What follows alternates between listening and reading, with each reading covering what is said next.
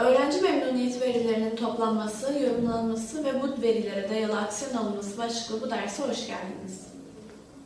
Bu derste akademisyenlerin öğrenci memnuniyetine ilişkin verileri nasıl etkili biçimde toplayabileceklerini, bu verileri nasıl doğru şekilde yorumlayabileceklerini ve elde edilen bulgular doğrultusunda nasıl somut adımlar atabileceklerini ele alacağız. Öğrenci memnuniyeti, üniversite deneyiminin önemli göstergelerinden biridir. Ancak memnuniyet, yalnızca dönem sonunda yapılan anketlerle ölçülen bir kavram değildir. Aynı zamanda öğrencilerin günlük akademik deneyimlerinde kendilerini ne kadar anlaşılmış, desteklenmiş ve sürecin bir parçası olarak hissettikleriyle doğrudan ilişkilidir.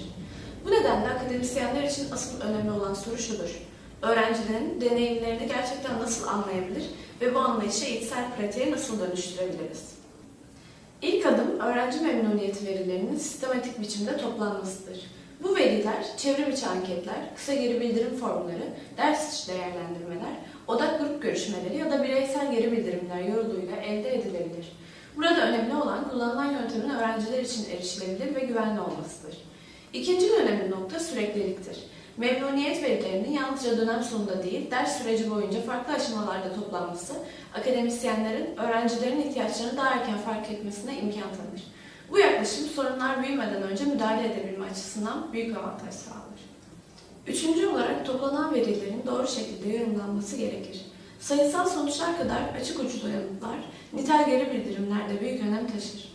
Akademisyenlerin bu verileri savunmacı bir bakış açısıyla değil, gelişim odaklı bir perspektifle ele almaları önemlidir. Amaç eleştirilmek değil, öğrencilerin deneyimini daha iyi anlamaktır. Bu noktada şu ilkeyi hatırlamak faydalı olabilir. Geri bildirim kişisel bir yargı değil, öğrenme sürecinin bir parçasıdır. Dördüncü olarak öğrenci memnuniyeti verileri bağlam içinde değerlendirilmelidir. Aynı geri bildirim farklı derslerde veya farklı öğrenci gruplarında farklı anlamlar taşıyabilir. Akademisyenlerin öğrencilerin akademik yükünü, kültürel çeşitliliğini ve öğrenme koşullarını dikkate alarak yorum yapmaları daha sağlıklı sonuçlar doğurur. Beşinci ve belki de en kritik aşama, aksiyon almaktır. Öğrenciler geri bildirim verdiklerinde bu geri bildirimlerin dikkate alındığını görmek isterler.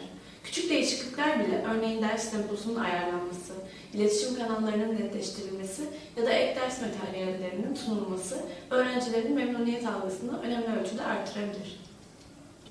Burada önemli bir nokta şudur: her geri bildirime anında ve büyük çaplı bir çözüm üretmek mümkün olmayabilir. Ancak akademisyenlerin hangi geri bildirimlerin neden dikkate alındığını ya da neden şu aşamada uygulanmadığını öğrencilerle şeffaf biçimde paylaşmaları güven duygusunu güçlendirir.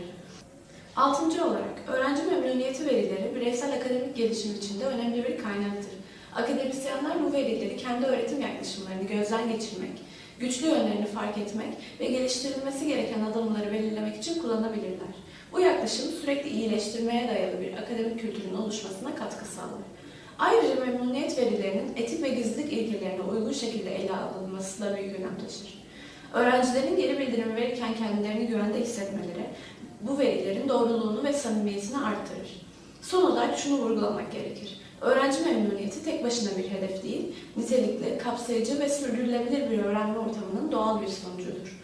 Akademisyenlerin öğrenci memnuniyetine ilişkin verileri bilinçli bir şekilde toplaması, dikkatle yorumlaması ve bu veriler doğrultusunda somut adımlar atması, öğrencilerin üniversite deneyimini daha anlamlı, daha destekleyici ve daha katılımcı bir hale getirir.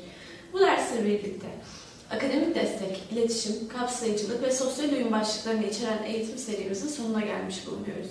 Umarım bu içerikler size yol gösterici olur. Dinlediğiniz için teşekkür ederim.